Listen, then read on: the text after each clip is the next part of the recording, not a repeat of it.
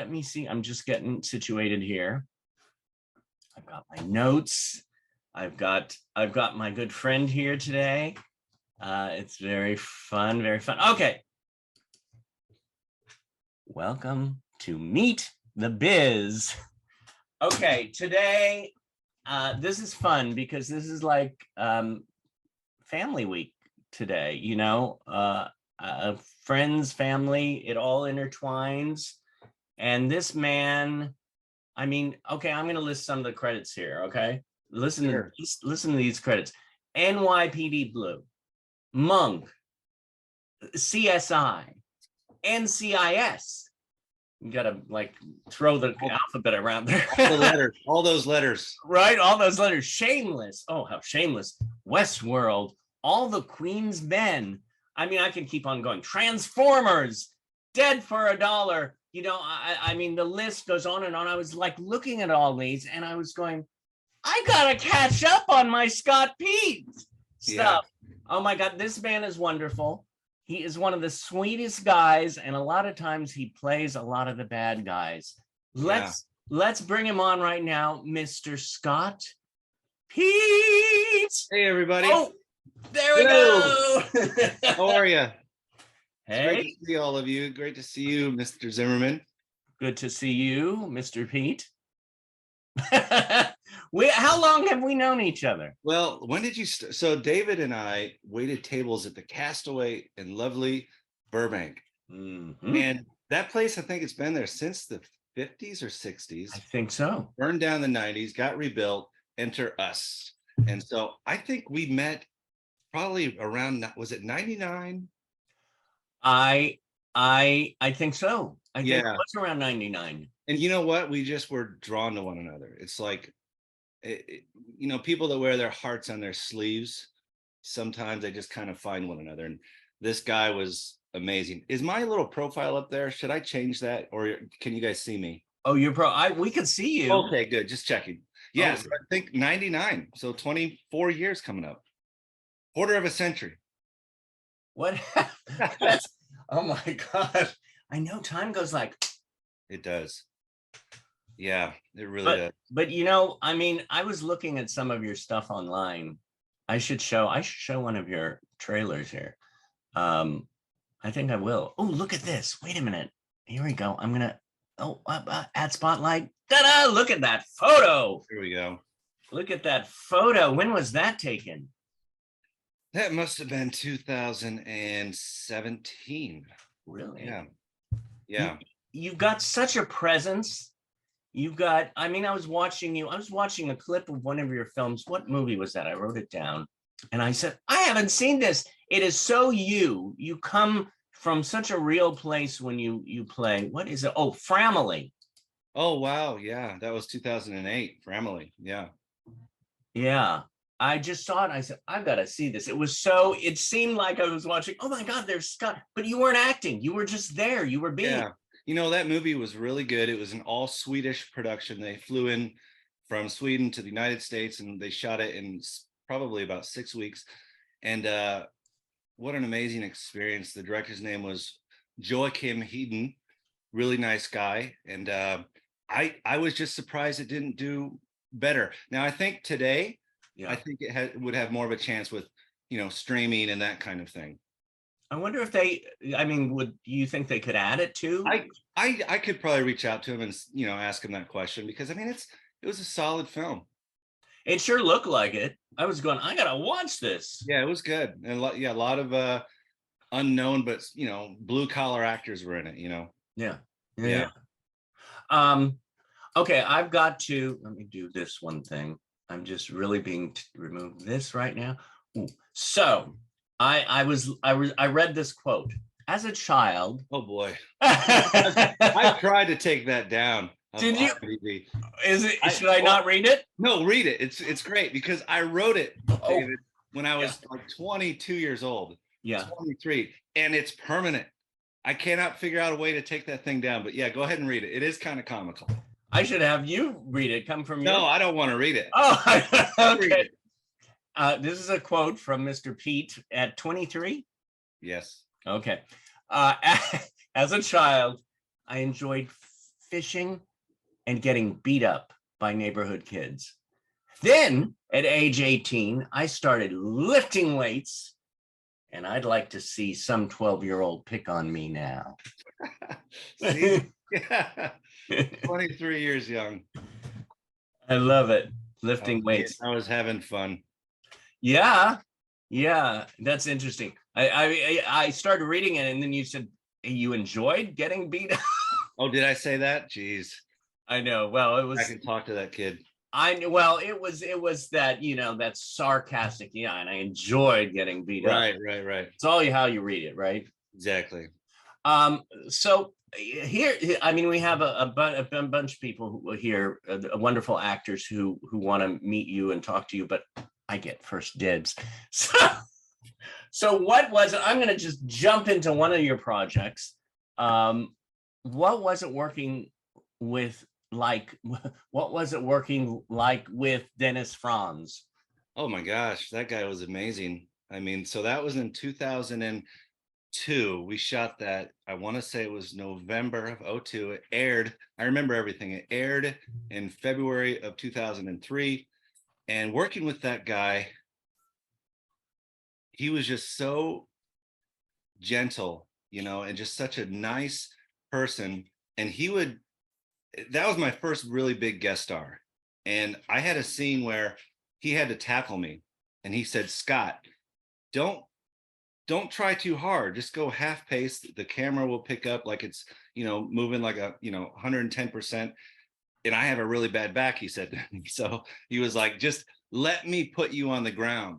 Yeah. And before he tackles me, if you watch the scene, there's a moment where I look back at him and then I go, and he said, it's TV. This isn't stage. He said, "Look back, focus again, look back again, and then go." And that note I use to this day. It was just like because he's been working, Hill Street Blues. I mean, he's been forever. Well, yeah, he was in so many De Palma films too. Yeah. So Dennis Franz, oh my God, that was like amazing. I mean, I got his autograph from my dad, and my dad has it sitting in his office. And he made a joke. He said, "Scott, it's like 15 years ago, people were getting autographs for themselves. Now it's for their grandparents." And he was awesome, man. He was just like, you do the scene with him, it'd be all intense, and then cut, and then you're just talking about, Chicago sports, or he's from Chicago. So he was amazing. Right. Yeah. Now, how was it in that episode? You played a closeted man. Yep. How was it playing a closeted man? It was great. I mean, and how did you approach it? Yeah, that's a great question. It was so long ago. Yeah. I just approached it as if I had a secret, and I did not want anyone to figure that out at all costs. Yeah. Be that, I will go to my grave saying, "No, I am not that person." Try not to get emotional thinking about it, because it's hard, because that's kind of how I am as an actor. But yeah, it's like you have to just really be there. You have to be ready, especially when you're shooting a scene like that. When you have a secret and you're being interviewed, oh my God, don't let the cat out of the bag. You know what I mean? It's a big deal. Well, it's so fascinating to just watch you even explain that, and thinking about your work, watching your demo reel and watching some of your clips, because you are so there. You could see it in this man's eyes when he's there, when he acts. I want to say acts, but it's when he bees. Yeah, no, it's important to be. I tell people, it's like, I had a cousin once say, "Yeah, how do you cry?" I'm like, I don't know. They're like, "Cry right now." I'm like, I can't. It doesn't work like that. It's like when I'm on a set, my job is to make the closest guy to me or person believe me.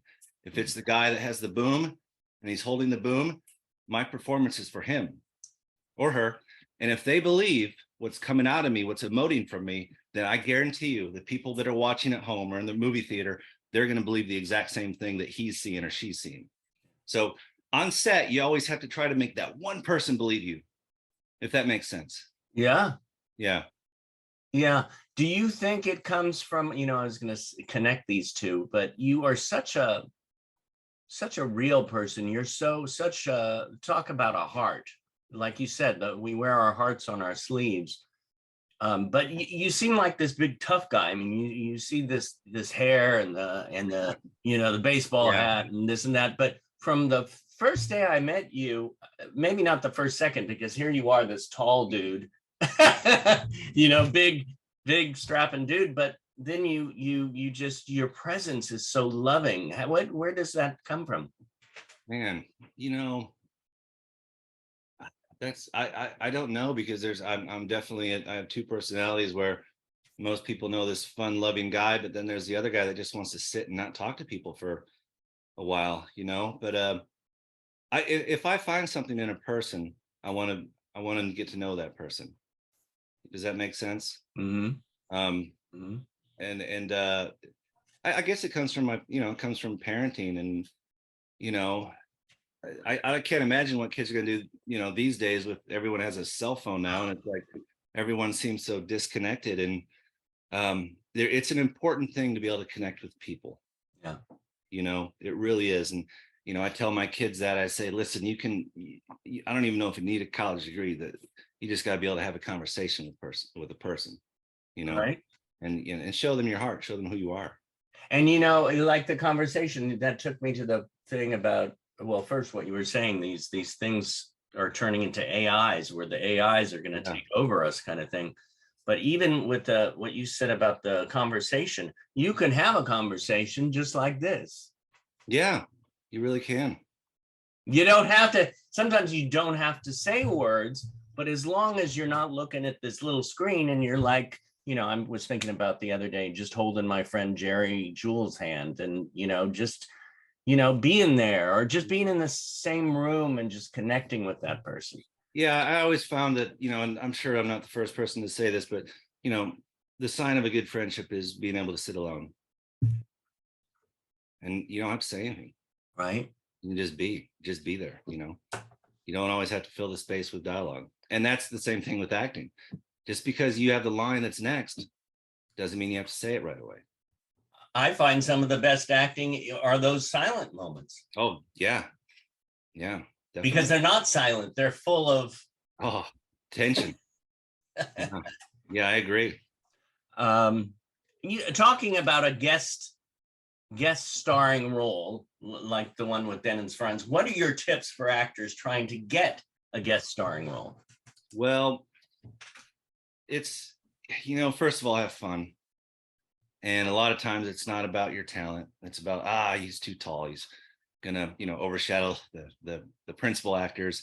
They're looking for, a different race or gender, that kind of thing. But a lot of times I'll read the dialogue, and I'll think, what are 90% of the actors gonna do? And then I'll go try to do that 10%. So I'm like, you know what? I think everyone's gonna do this. So I'm gonna travel down this road. Now I'll do that, at home by myself first, and in front of my wife or whoever's reading with me, and I'll get their notes and their feedback. But I just try to do something just a little bit different. Mm.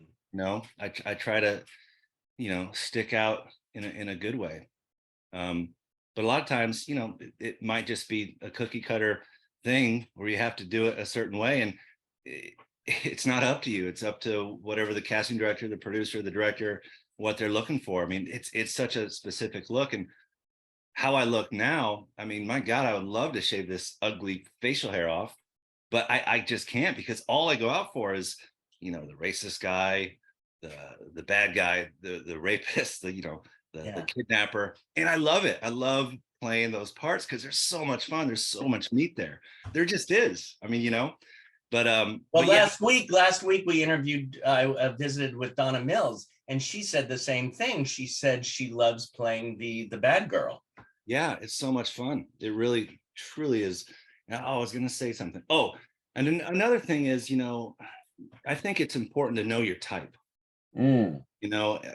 Many years ago, a lot of actor friends, and I'm sure I was guilty of this, I would get my headshots taken and I would try to look like, a leading man, like Tom Cruise or whomever. And guess what? I'm not that. I'm there to support the leading man or the leading woman. And, it's important for casting directors to find good actors to sprinkle around, like the Hemsworths or the Tom Cruises or the Morgan Freemans or the Sigourney Weavers. It's like we make them look good. Mm. Does that make sense? Oh yeah, I always actually preferred to be the supporting whenever I did act. Yeah. I always loved those, even though Peter Sellers, I grew up loving Peter Sellers, but he became the lead, but he was just an offbeat kind of lead. Yeah. Well, you look at the leads back in the day, like the Dustin Hoffmans, and Oh, you could have some flaws, but it seems now these days with the Marvel movies and whatnot, it's like everyone is just a beautiful person. It's like, wow, look at that, amazing. So I but know we're beautiful people. yeah, we're beautiful people. Yeah. And everybody in this room is really beautiful. Yeah, Seriously. stick to who you are. That's my advice for, I guess that can translate to any industry, right? Be true to Right. yourself. Right. Now, what about cowboys? I mean, you play a lot of cowboys.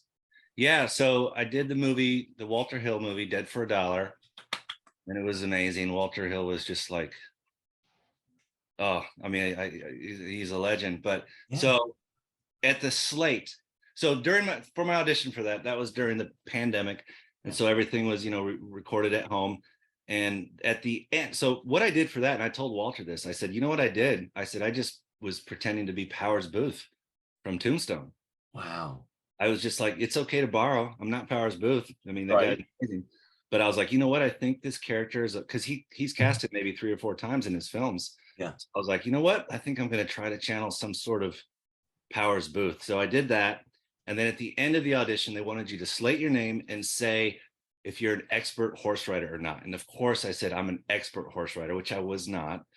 So I booked the job and I had, a month. So I called a friend who owns horses and I went out with her and I trained for, I don't know, not long, maybe 10 hours. And I got pretty good at, galloping and loping and riding the horse and steering the horse. And but the trick was with the horse, just like acting, it's just like you have to be confident, you have to be comfortable, because if you're not, the horse picks up on it and the camera will pick up on it. So it's just kind of like, a lesson in a way. It's like, Yeah. just be prepared. So that's so funny because I believe, and I'm going to have to watch it again when Luis Chavez was here, yes, Who Loves You. And I think he said the same thing, that he said, oh yeah, I ride a horse. So it's like everybody in the cast. Yeah. No. Well, okay. So, oh my God, that's so funny. Luis and I we talked about that. It's not to segue, but Luis and I, we stayed at the same hotel in Santa Fe when we shot that. And thank God it was just he and I in the hotel, because the other hotel where they asked like, a weekend, Scott, you want to move to this other hotel? It was the party hotel. And as much as I loved hanging out with the stunt guys and drinking beers, I was like, no, I want to go to bed and I want to be an old man and stay focused, But so Walter Hill told my friend Jamie McShane, you can look him up. Walter said to Jamie once, because Jamie was in what was the Ian McShane show? Oh, Deadwood. Deadwood, yeah. So my friend Jamie McShane, not related to Ian McShane, was having a hard time on set one day. He couldn't get the horse to do what he wanted, and he was like flustered. And Jamie was like, "Mr. Hill, Walter, I'm so sorry." He's like, "Jamie, I did not hire you for your horse riding skills." Oh, so, there's that too. So bottom line is just, be a good actor. Wow. Yeah. Oh, I'm loving this. I'm like, oh, okay. So I went from zombies, but I went from cowboys to zombies. What about, you played a few zombies too? So I don't know if I've ever, wait a minute. No, I've never played a zombie. I was in a movie called Dead Season. Dead Season with Adam Dioy. Oh, yeah, you know him. He was on here. Oh my God, he's great. Yeah. And he did, and Mary Rings, she was in, her son was in one of the movies with Adam's movie, as well as voices. It was great. Yes. So the Adam movie, they shot the sequel to Dead Season many years later, just like in 2020, 2021. And I was set to go shoot that. And then I booked Dead for a Dollar. And I called Lauren and Adam. I said, look, I have to go shoot this Western because it's Walter Hill. And they said, Scott, you do have to go shoot that. We'll find someone else to. And so they replaced me on Dead Season 2, which was great. But yeah, so what'd you ask me about zombies and Oh yeah, what is it about zombies and cowboy movies? I'll tell you what, the hardest part to shooting a zombie movie or a horror film is trying not to laugh because you're getting sprayed with all this blood caro syrup that's Yeah. dyed red and you're slipping and it's just I mean it's such a blast to shoot those death movies. It's like so many times I'll put on the TV, I'll put on a horror film and my wife's like, Scott, the kids are in the room. I'm like, I know, I'm watching to see what they do and just because I know they're having so much fun doing it. Oh my God. You're playing dress up, you're playing pretend, and as an actor, it's like we're lucky to be doing this. It's it is, yeah, and you were talking about slipping on blood. I saw the trailer for that movie where they're WWMMM. Oh yeah, Manson Brothers Midnight Zombie Massacre. Yeah. I was like looking at that. I was seeing all your clips and I'm like, I have to, like I said, catch up on the Peat movies. Yeah.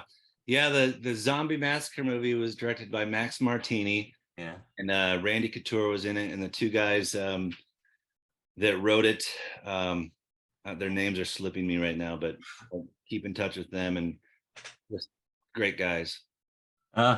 What is there a film, let's say, if you say, hey, there's a bunch of films I've done, because of course I've seen Dead for a Dollar and I've seen a bunch of your other stuff, but if there's one that you would say, hey, you might have not seen this, but watch this movie of mine, or this TV show, what would be? I'm hardly in this movie, but I would say the movie To Leslie. I don't know if you got to see that.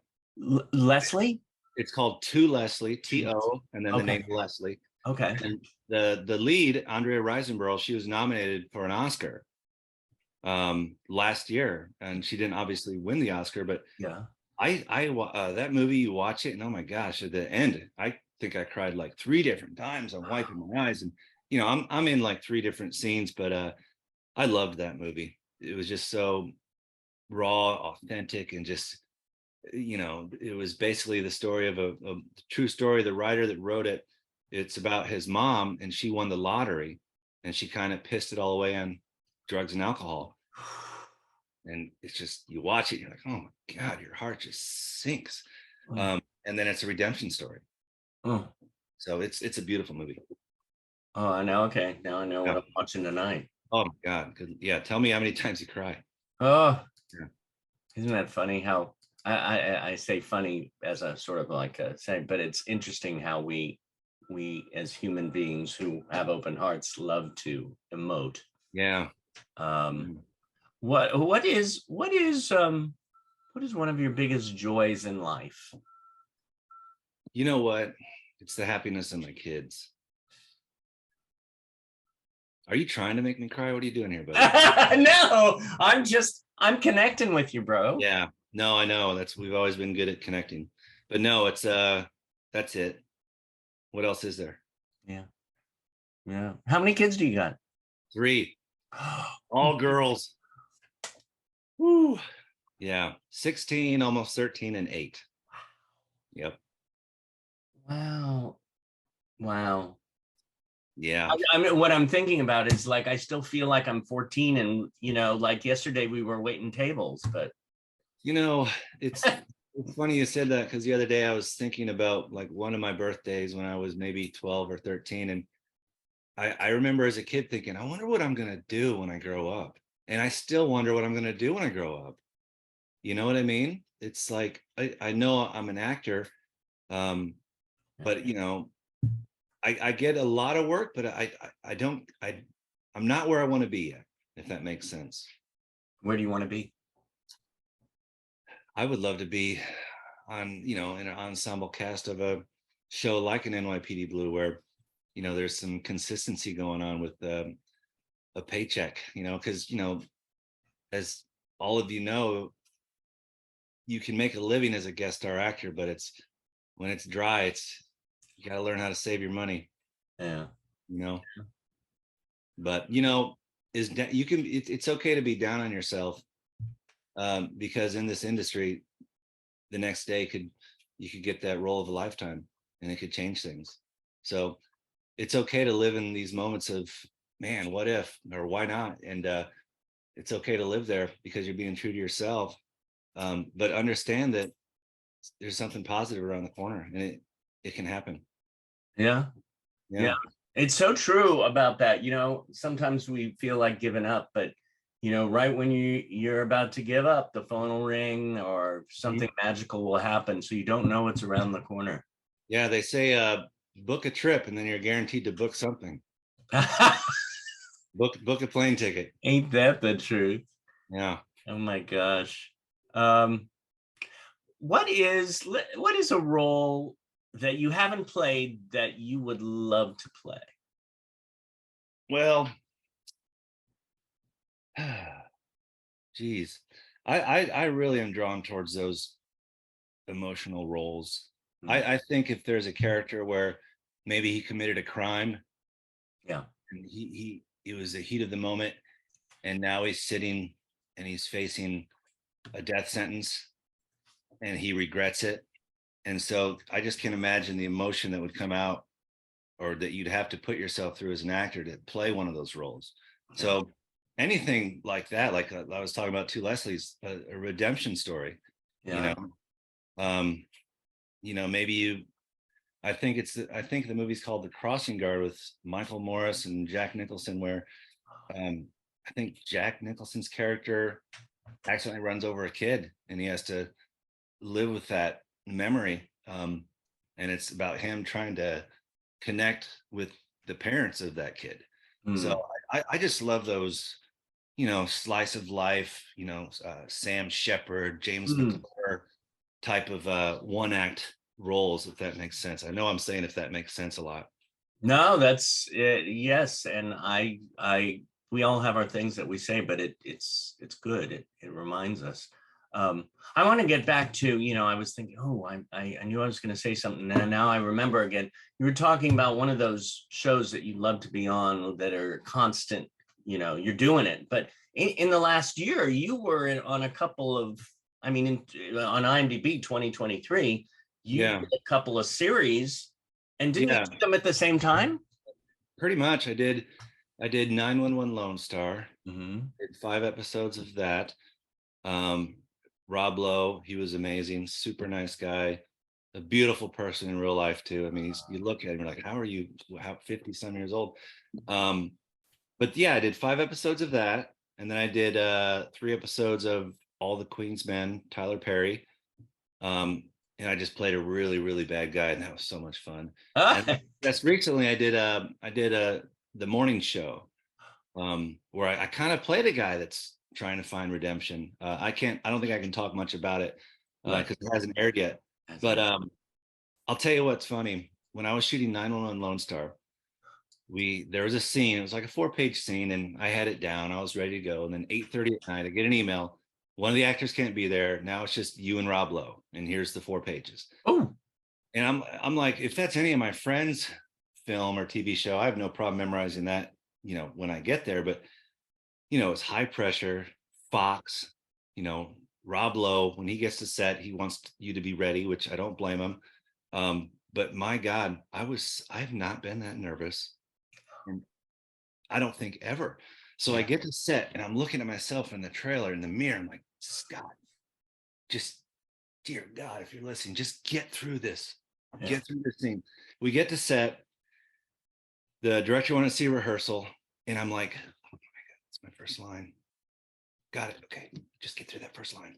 If I can just get my first line out, it's going to be great. We get there, action on rehearsal. Rob Lowe comes in and he says, what's my first line? And all the pressure just went away and it was great. And I'm like, thank God. I mean, it was just like, it just took it away. I mean, I'll never forget that feeling. And I don't want to have that feeling again, but that's just part of it. Sometimes you have these hurdles as an actor and you just can't get over it. And Yeah. you gotta figure out how to navigate through those. You really do. When your heart's racing sometimes, you got to figure it out. Like, so when auditions were live and you go to the casting office, now everything's pretty much at home, you record from home. But there was a point where the other actor would be in the room doing their audition. And I knew I was up next. Yeah. When I would hear the doorknob wiggle, my heart would just start beating so fast. So I had to like train myself. So I would be at home rehearsing a scene and I would have my wife every once in a while wiggle the doorknob so I could hear that and so I could be ready, you know? So it's just these little tiny stupid tricks that, you know, you have to figure it out, you know? It's like if you're on an island, you have to figure out how to fish. How are you going to catch those fish? Yeah. You know? It's interesting. You said doorknob wiggle, or, you know, let's say the casting director has their phone on vibrate and you hear the vibration. Oh my God. It's like, oh, yeah, I know. Yeah. Yeah. I think I'm sorry, I'm just talking here, but I think no, I love I it. can count on one hand the auditions that I've completely just tanked and wanted to get in my car and just drive back to Indiana and say, you know what, I'm done. But I realized that it's okay to have a bad day, you know, because if you know that you can do the job or a job, if you know that you're a good actor, it's okay to trip every once in a while. It's how you get back up. I love that. That's going to be another quote on IMDb. There you go. Get rid of that. Get beat Oh up my by God. kids. Talking about that, before we move on to questions and thoughts from our family here at Meet the Biz and Performing Arts Studio West, I am going to go on IMDb and share my screen so I can la la la. Oh, is that it? That's it. Good old IMDb. Remember when it was just we have to have a website? Now we can just have IMDb. I know, right? I still have my website too. Let's see what. Here we go. Here, okay.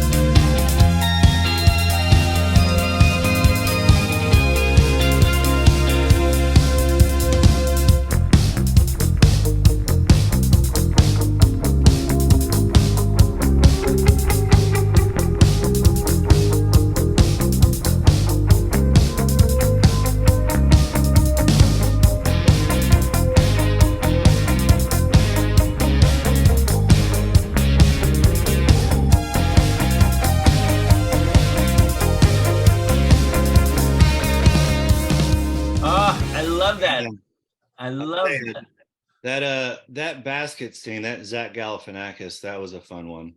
Yeah. Yeah, he was just, you know, he would improvise stuff. And after they cut one, I raised my hand and the director was like, Scott, yeah, what? I'm like, can I just say shit? He goes, yeah, that's why we hired you. I'm like, okay. Because that guy was, I mean, it was scripted, but he was just going off in these tangents and I just had to hang with him, you know. Oh my God. What a lovely guy though. People you meet, the creative family that we meet throughout our journey. Mm-hmm. Mm.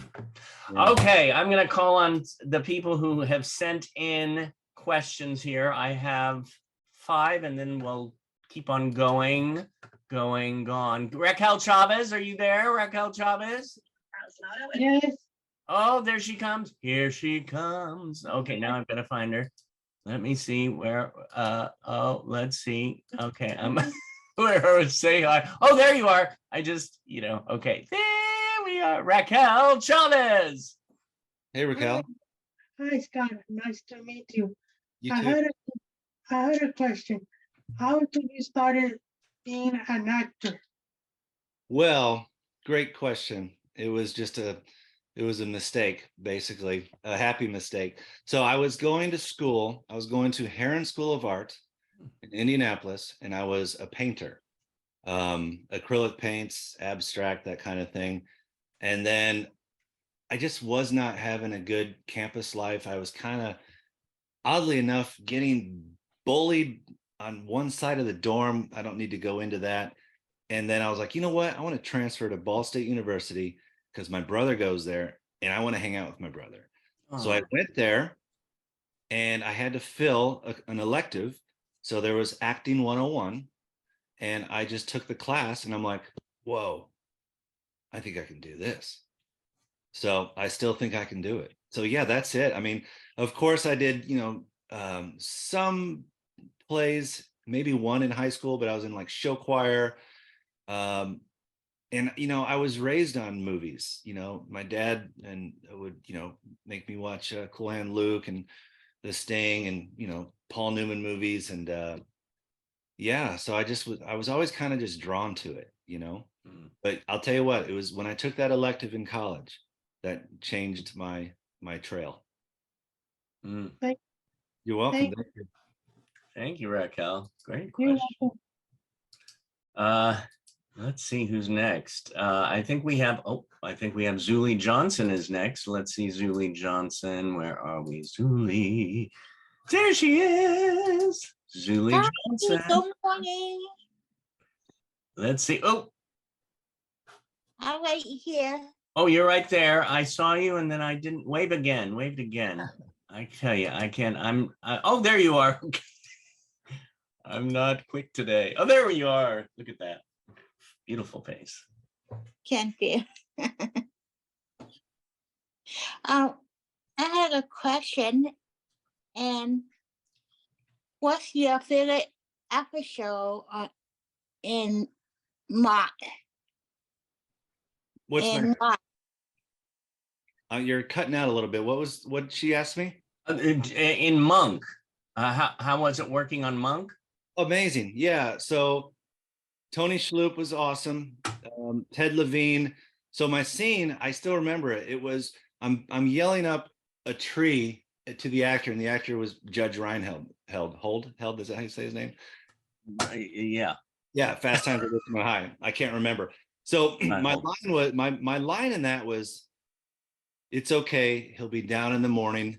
I have an eviction notice coming." That was my line. I love So that. I instead of saying it to Tony Shalhoub, I yelled up the tree and said, "It's okay. He'll be down tomorrow. There's an eviction notice coming." And so they were just like, perfect.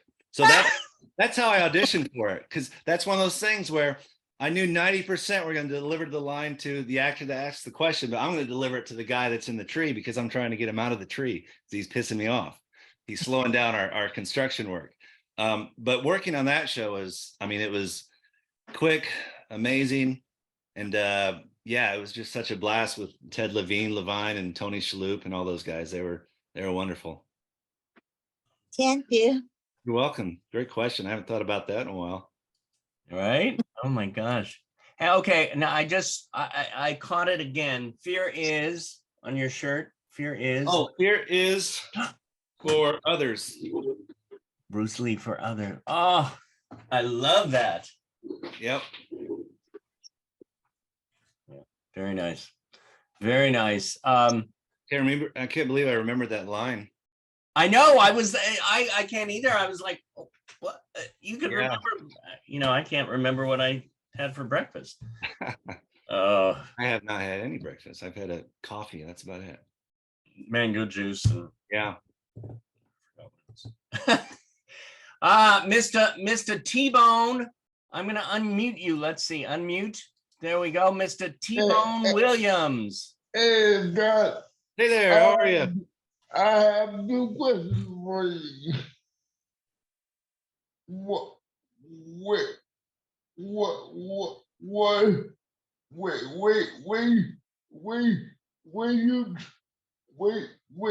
you travel, what is, can you read it for me, David? I have forgot it. Oh, and then I remember you said when you, how often do you travel for work? And how often do you travel for pleasure? Oh, man. Well, Work, I don't know. It's been maybe twice a year, and honestly, that's my pleasure too. Traveling for work because I'm away from the kids and those crazy fights among girls. But you know what? We travel. We try to travel once a year for pleasure. We'll do road trips. Like Nice. we drove to Yellowstone last year, and then we drove to South Dakota, and then to Michigan to see my family, Yeah. and then back. It was a 30-day road trip. So, I'm from Michigan. oh, you're from Michigan? Oh my Yeah. God, that's awesome. That's great. No wonder I like you. What part of Michigan? And I have one more thing to ask. When you are away, when you are away from home, do your family go with you when you work, or they just stay at home? Well, they have to stay because a lot of times, the kids are in school, that kind of thing. Real funny story though. So when I was shooting Dead for a Dollar, they wanted you to have a mask on set, of course, it was during the pandemic. So before I left my hotel room, I reached in my pocket and I pulled out, I'm like, oh, I have a mask. And I pulled it out and it was my daughter's little like pink rainbow mask. Oh my God. I just lost it. I missed her so much. I sat on the bed and I'm like, Scott, I'm wiping tears off. I'm like, get it together. Get it together. You're gonna see them in 6 weeks. Yeah. Yeah. Oh, that's Yeah, so gorgeous. yeah, so I guess twice a year for work and once for pleasure. Great question. I hope I get to see you at the studio. I really want to sit down and talk to you. I would love to sit down and talk to you, any of you. Absolutely. I mean, it's connecting with that's what makes this world go around. Thank you, T-Bone. Thank you. Yeah, we of course, that's a great story about the mask. Ugh, yeah. My goodness. Whether it's the visual of it, whether it's the smell from it, whatever that happens to be. Yeah, when I did that Tyler Perry show, I printed out a photo of my family. Yeah. I was playing such an evil character, and I kept it with me during the scene, in my pocket, because I'm like, okay, I'm doing this for my family. Yeah. And for me, of course. But I always like to have something that's me with my character. Right. Yeah. So I mean, not everyone's different. No, I love that. Yeah. I think, let's see, on the next on the list we have Julian Carrasco. Julian.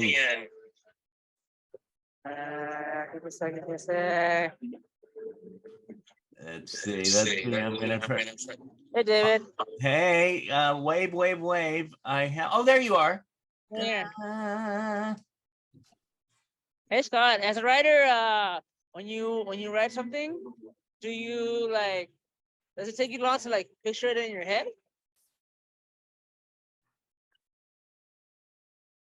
No. Or do you just write it fast? No, I don't write it fast. I just, it depends. I just want to make sure that each character has a different voice. A lot of times when you're reading a script or a scene, it's like, these characters all sound alike. My main thing with writing is I just want to make sure each character has an identity. And, if one character says bro all the time, the other one doesn't say bro all the time. I mean, when I'm writing the scene, I absolutely visualize it. I visualize it sometimes where I'm like, oh, that's too expensive. No one's ever going to want to shoot this. So I'll set it in another location. But aren't you limiting yourself when you say that? You mean as a writer or as an actor? Or as a writer, I can't write that because. Well, yeah, of course you are. You're definitely limiting yourself. But I think a lot of times when, these production companies that are looking to shoot something for $2 to $3 million, you can't have it set in a amusement park or Dodger Stadium because the money that goes along with that or the insurance. So you set it in a park or a Holiday Inn or something. Yeah. Or a small restroom at the right. But yeah, no. When I do, I definitely visualize it, and I want to make sure that the scene translates and makes sense. Nice. Thank you, Julian. Thank you. what was I gonna say about that? Do you write a lot? You know, yeah, I've written, I think, 5 screenplays, almost sold 1 or 2. But no, I don't write like I used to. I'm actively trying to get stuff out there, but I don't focus on that as much as I once did. It's yeah, it's a totally different ball game. Yeah. But I support, I I mean, it's support so the hard writers. to. Oh, what? I said I support the writers, of course. Of course, Yeah, I'm ready to do the picket line. yeah. Yeah, I remember 15 years ago I did that. Oh wait, I remember that one too. I walked the one Radford near the McDonald's. Yeah. Yeah. Okay, we're going off the list now to the people who have their little yellow hands up here, and we'll start with my cousin, Mr. Zimmerman. Hey, doing Scott? Hey, how are you? Golden Hey, State. here All to right. go 2 questions to you. Number 1, on those 2 different locations, you did 911 Lone Star. How it is to do that show in Austin? Okay, so they shot that in Los Angeles. And Austin too. Yeah, so I think what happens is with the Austin, a lot of times the second unit will go out there and they'll shoot the city, that kind of thing. And you know, if there's a big scene with Rob Lowe or something, they'll fly him out there and they'll shoot in front of, you know, some famous monument there. But all the stuff that we shot, I played a redneck, believe it or not. We shot Yeah, here. redneck. Yeah, we got all of that here and at some gun range off the 14 freeway near Vasquez Rocks. So yeah, so all the stuff that I shot, even though it takes place in Austin, was shot here in locally in Los Angeles. I see. The other question is that what's your favorite scary movie ever? Oh, geez, great question. Like Pee-wee Herman, Pick a Fencer, or Smile. Favorite scary movie ever? Man, okay, well, it's I guess I'll say The Shining. The Tiny. Oh, Yeah. that's scary. Oh my That's God, I scary. love the soundtrack. Well, what's yours? The What's your favorite scariest- scary movie? Movie is ever is Smile. Oh my God, I have not seen it. I want to see it. I keep saying to my wife, let's watch Smile. And she's like, absolutely not. So is it really scary? Is it But- scary? It is scary. Okay. All right. I believe you. I've been wanting to see it, but I'm getting the 4 votes against 1. Well, you know, we watch Pee-wee, Pick a Fencer. That's scary too. That one is too. Which one Yeah. is that? I heard- Pee-wee, Big Pee-wee? Fencer. Pee-wee's Big Adventure. Oh, But oh, that's you know, scary. say walking with that lady. And Large she Marge? turned the face. Yeah. And creepy. I love Large Marge. That was Large Marge. Yeah. Yeah. That is one scary movie. I sunk for that one. That one left nightmares when I was a kid for sure. Yeah, me too. I never ever go to bed myself. Luke was Well, on you- a TV show for 5 years. I Oh, wow. did. Called Secret Life American Teenager. Oh wow, that's great. Was that, Yeah. where are you located at? Here in LA. Okay, so you're here. And tell you, when I did that show, amazing cast. Oh God, let me tell you, working with Marty and everyone, including Shane and Woody, are the best. The best. Makes a difference when you have a friendly cast, doesn't it? Yeah, but working with your movies and your showcase like that, how it is working with amazing cast. I mean, it's everything. I mean, it's the friendlier they are, the easier it is to work with them. A lot of times when they're not friendly, I just don't talk to them. If I Stay away up there. yeah, like, you know what, I don't need to connect with you, so I just kind of do my thing. And I find like-minded and like people that are like myself on the set. You know, be it an actor. But will you end the show? Don't start 911. Do you miss that show or you just move on? Oh no, of course I miss it. I miss the yeah, I love being on that show and acting with those guys and waking up and having a place to drive to, and you know, they always serve you really good food on those sets too, you know. I They tell do you, a great food. I tell you, Luke, I think you should have the Luke Zimmerman show. You got some great questions. Yeah, I It agree. is. It'd be good. Me and Scott would do a good best scary movie ever. Yeah, we'll all have to go to a scary movie in the movie. Yeah. theater. Yeah, Yes, good Maya assignment. fun too. Yeah. Oh, right. Thank you, Mr. Luke. Oh my God, I love it. I got to see that Smile movie. But I've been wanting to watch it. I haven't seen it yet either. I think I might have to check that one out too. Yeah. Oh, that was fun. Great questions from everybody. You Right? guys are making me think here. Let's see. I see, everybody always wants, oh, people are waving their hands. How much, what, do you have about 10 more minutes? As much time as you need. Yeah, are you sure? Okay. Positive. I see a bunch of people want to ask questions. We could just have fun. Here's Savan. Savan is here today. Hi, I have a question on the show NCIS. Which actor have you played and have you enjoyed being that actor? Okay, so on that show, is it Michael Weatherly? Is that his name? I think the actor's name is Michael Weatherly, and he did a show called Bull. So when we shot, I played they opened the episode. I'm a dead guy on the side of a road, and then they have flashbacks with me, and I was doing bad things, obviously. So I deserved what I got. But when we were shooting that, I got along really well with Michael Weatherly, and we hung out a lot and talked. And great guy. And Mark Harmon on that show, I think that was one of the longest running hour-long shows ever made. That guy was amazing. I got to set, and he's the lead of the show, and he comes up to me and says, "Hey, my name is Mark Harmon, and let me know if you need anything." And it was just such an amazing experience being on that show. I mean, everyone was just so friendly, and I think that's why the show went for so long, because people wanted to go back to work. The grips, the electricians, and caterers, sound designers, prop masters, they all wanted to work, and it was a friendly atmosphere. That was a great show. Thank you, Savan. You're Thank welcome. I saw King. King was waving her hand, so let's get King out here. Hey. Hi, Hello. how are you? I'm good. How are you? I'm fine. And great to know that you were a painter. I'm a painter. Oh, wow. I can see you got 1, 2, 3, 4. I see 4. I have a lot more. Yeah, that's awesome. Thank you. Anyway, so I want to pursue as a painter in entertainment industry for people with disability modeling. Also, I've been trying to do that.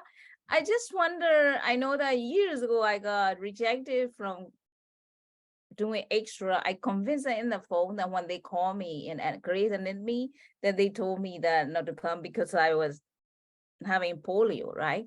When Right. people saw me in the scene and they were like, "Oh, sit down, sit down. We didn't know you were this brave, we want you to sit down. We want you to sit down. We don't want you to sing like that." So things like that, I've been struggling like that as an obstacle. So I understand that being a fine artist is very tough. And besides, I pursue career like that. So I just wonder what kind of casting, besides central casting, how can I do it to get into the TV series as a, disabled person?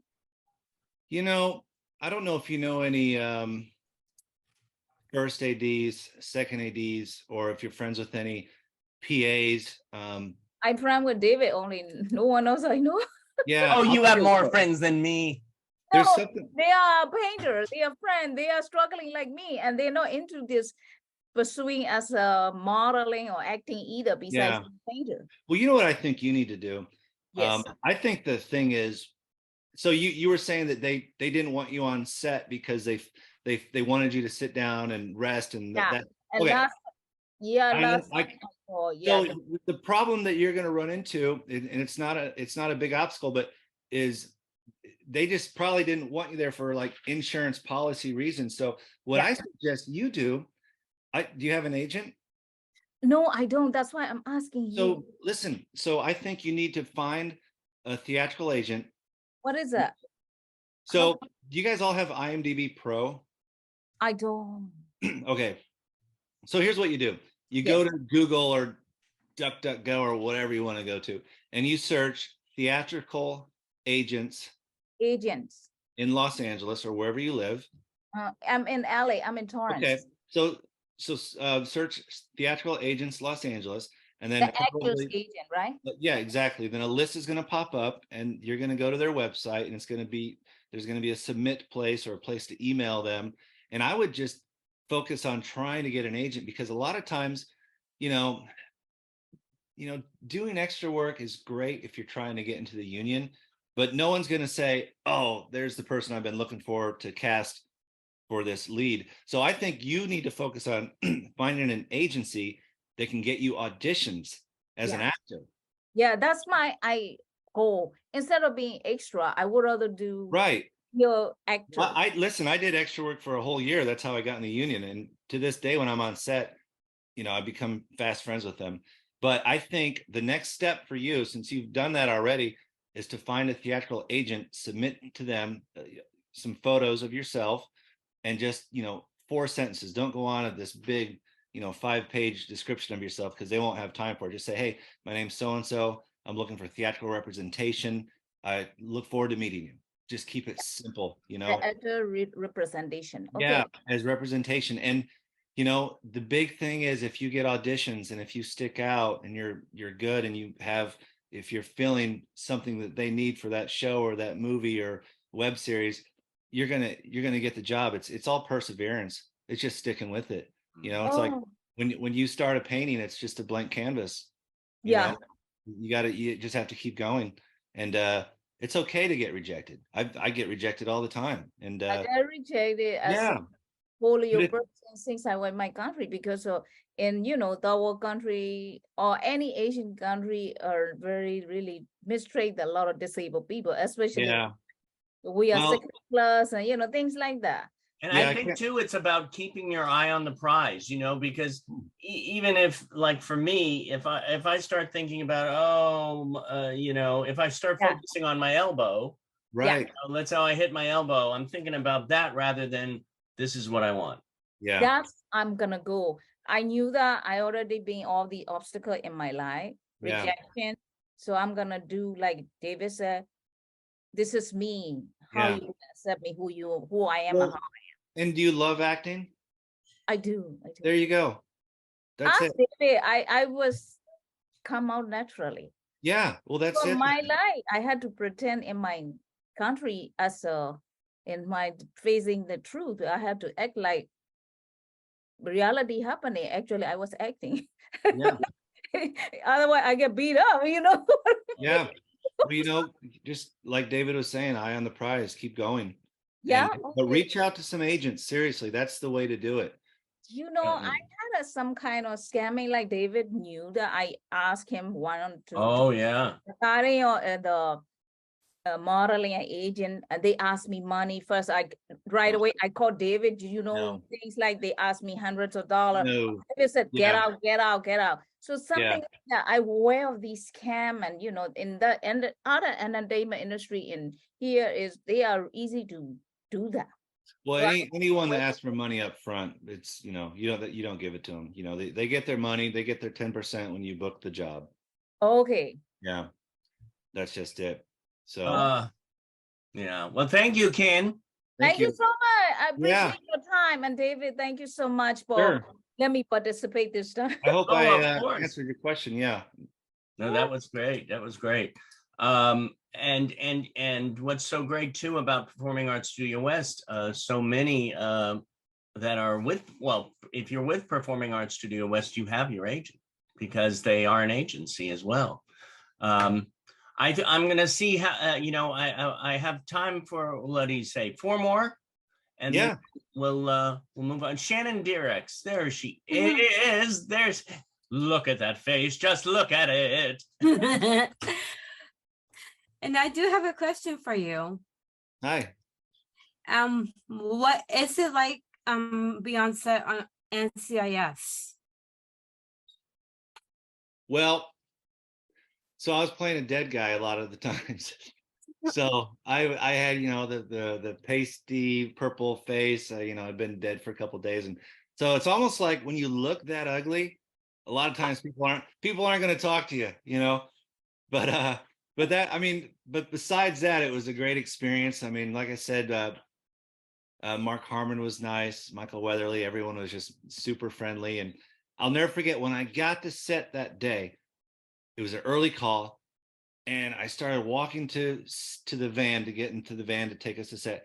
And I was feeling around for my car keys, and I looked, and there they were in my car, locked in my car.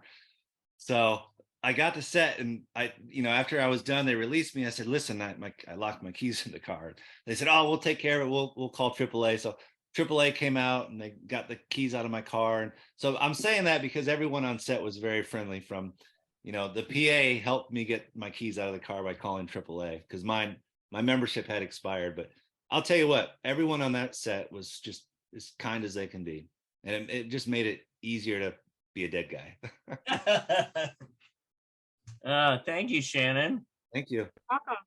I tell you, that is one of my dreams, to play a dead guy on American Horror Story. There you go. I'll tell you, laying on that cold table, though, that was hard. It's cold. Yeah, I bet. Yeah. Metal. Ooh. Yep. Okay, Mac Entertainment. Mac Entertainment, are you there? I see your hand is up. My hand, hold on, David. Oh. There she is. She's starting the video. This is great. You guys have a great teacher in Mr. Zimmerman, I'll tell you what.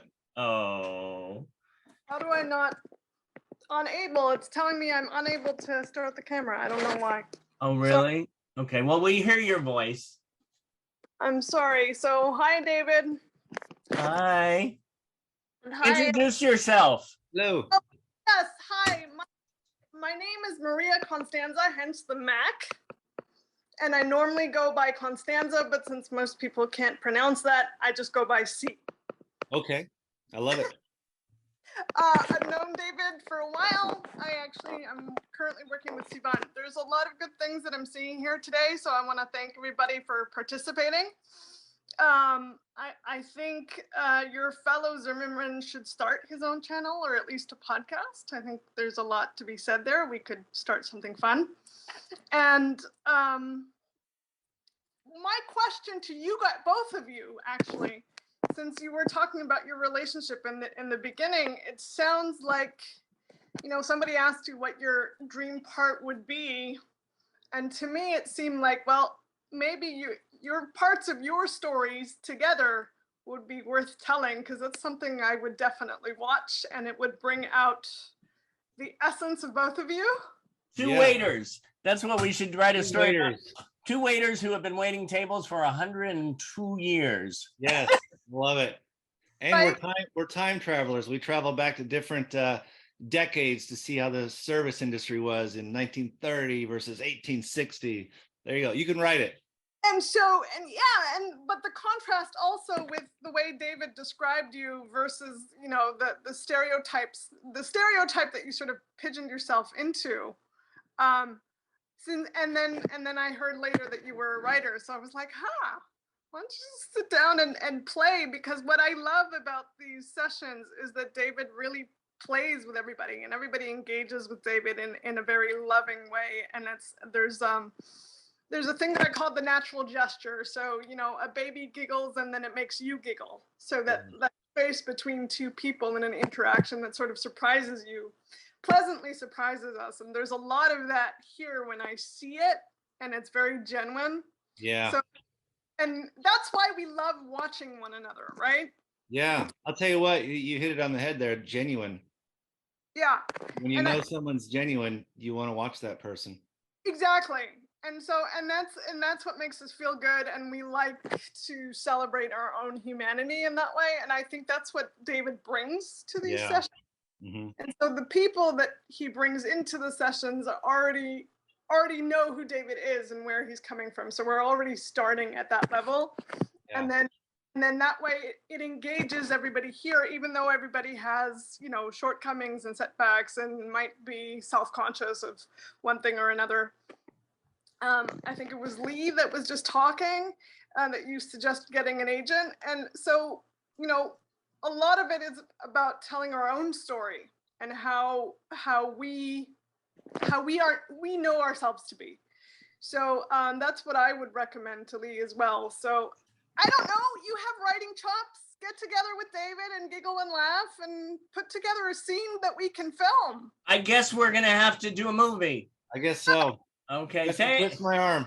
Oh, Constanza, thank you for that. Thank you. You know, and that reminded me about, you know, doing a movie when the other Mr. Zimmerman was on. I had a flash there. I was going, oh, you guys would be a great father-son duet in a film. I just saw that. And we just finished the Disability Film Challenge. And, you know, whether you do it for, you know, and for those people who did do the Disability Film Challenge or even watch them, that's just, you know, 5 days of making film. The rest of the year is available for you to make your own projects or somehow connect on Netflix or whatever show you're on. I would suggest everyone just write. If you have an idea that popped in your head for a scene of something, jot it down, because you never know when you could go revisit that. Yeah. It's a tool. It's definitely a tool. Okay, we have the last two questions. Again, you know, we try to get everybody in, but we'll wrap up with we have Matthew Selden and then Lucas Salusky. So we'll start with Matthew Selden. Hello. Hello. Hi there. And also, I have like a question to tell you. My question is, so have you ever been in movies? Have I ever what? Yes, you ever been in the movie? Have I ever been in the movie or Which The movie? movie, like as an actor. Well, yeah. Now, talking about that, you were in Transformers, right? Yes. Right. Yes. So, Yeah, so, that was in- right. So do you know which Transformers movie? Oh, right. Yeah. So that was Transformers 1, the first one. Here I go again with my dates. We shot that in May of 2005. And yeah, Michael Bay directed it. And I was there for a whole week. And the scene that I was in was very technical. The dialogue was technical. So what happened with that is, like, if this is the camera and the camera's on me, and when it shows me, I deliver my line. Then when it goes off me, I'm looking down at my dialogue on the desk, because it's all technical and it was just written. They just wrote it. So now I'm like, okay, my next line is this. And then all of a sudden the camera comes up and I say my line. And then it was crazy how he shot that movie. It was just like, wow, like, this is acting. This is insane. But then you watch the scene and you're like, huh, I guess Michael Bay knew what he was doing. You know? But yeah, that was a lot of fun. When I first got to set on that one, the scene I I was see. in- So you have a role in the first Transformers movie? Yes. Yeah. So yeah, you first got on the set. I got on the set and I was in the Pentagon, and there's a big cement wall, and I leaned against the wall and I went, "Urgh," and I moved the wall, and I was like, oh, that's right, I'm on a set. It's a fake, it's wood to make, you know, it's supposed to look like concrete, but it was made out of like some kind of styrofoam wood. So yeah, it was all just kind of surreal. That was my first big, I guess that was my first big movie. And yeah, and working with Michael Bay, and I know he's supposed to be a yeller, but you know, he didn't yell at me. So Yeah. yeah. Thank you, Matthew. Yeah, thank you. Yeah, bringing that up. Another memory. Gosh, yeah. Before we go to Lucas, Andrea King said, I just want to say, and please don't take this the wrong way, you have a very nice and iconic beard. Oh, well, thank you. I love that. Thank you, know what's Andrew. funny? About 6 weeks ago, it was down to here. Really? And I was shaving and I nicked it, and I was like, God. So now I'm growing it back out. There you go. There you go. I love it. Growing some hair. You ever think of braiding it? My kids braided it, actually. Did they? Yeah, they did. Yeah. Oh, do you have a picture of that? I'm sure they have one somewhere. Oh, that's it, right. I'm sure they do. Oh my God. Okay, here we go with the last question for the day is from our wonderful fellow actors and audience, Lucas Theo Selesky. That's right. Hello. Hi, it's a pleasure to meet you. And I've got a question. What do you want the most successful in your life? What do I want to be the most successful in my life? Yeah. What do you want to have the most successful in your life? Well, I'll stick to career, and I will say I would love, my dream right now would to honestly, I would love to be on like a show that runs for 5 years and I have a contract and I have a consistency with my acting, because I've always been a good actor, but I just would love to have some consistency with it. So I would love to be on like an ensemble cast, like an NYPD Blue or an NCIS or a CSI, where, you know, I go in 3 or 4 Like, days a week. musical or something like that. Or musical? Yeah, Would you- musical. Would you sing? Do you sing? I sing, but I'm not a singer. Yeah. But I am a true singer, like a rapper singer. oh well, you know what? That sounds challenging. I will greet that challenge. I would love to do any of that. Yeah. Hey, Lucas, write a part in for Scott. Yeah, I'm in. I'll think about it. Okay. Well, that's just it. It's like, you know, I never thought of myself as, you know, a singer, rapper, that kind of thing. But as an actor, you have to be prepared to play that role. Yeah. You know, and I'm also an actor too. When I first came to your Zoom, it said, you know, the acting class, the dance class, the was it movement and singing? Yeah. Okay, so those are all important as an actor, because I remember taking those classes, taking movement class and dance class for acting, and I always felt so uncomfortable. And then I realized, it's okay to feel uncomfortable, because that's how it's going to feel when you're getting the job. You got to be prepared for that. Good stuff by Mr. Peat. Thank you, Lucas. Thank you. Well, this was a nice visit, Scott. I hope I just didn't talk and not relay anything. Oh, no. Everything was a relay. Listen, you don't have to talk, and you relay. And Good. That's what's so wonderful about you, and why I can't wait to see you as that regular on NCIS and maybe another show. Yeah, that'd be wonderful. 2 or 3. Yeah. Yeah, but I'll tell you what, as long as my kids are happy, I'll go back to that. That's where I live. Family. Yeah, family. Yeah.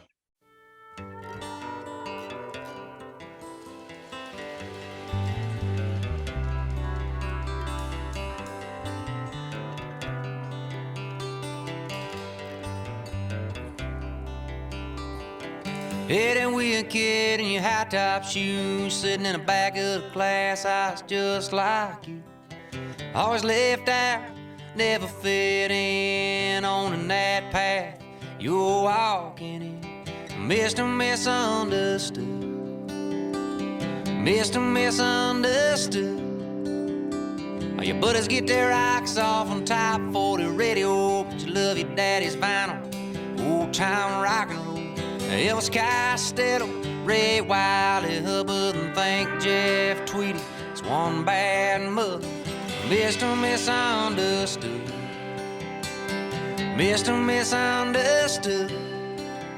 One day you'll lead the charge, you'll lead the band, guitar hero and lightning hands. And the girls are like your tattoos, and the veins in your arms, they'll be helpless to your musical charms.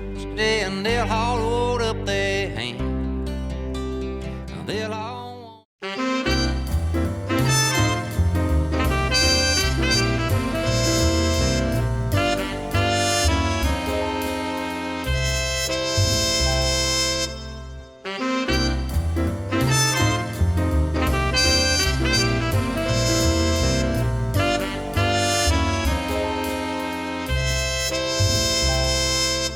I love you, brother. I love you too, man. I appreciate you guys having me on. Oh, our pleasure. Listen, let's get a group photo here. I'm gonna unhinge, remove all the spotlights, and now we're gonna like get all prepped and ready. Okay, get in your photo position, everybody. Turn on your cameras, turn on your smiles, and on the count of 3, we're gonna say Scott Peat. 1, 2, 3, Scott Peat.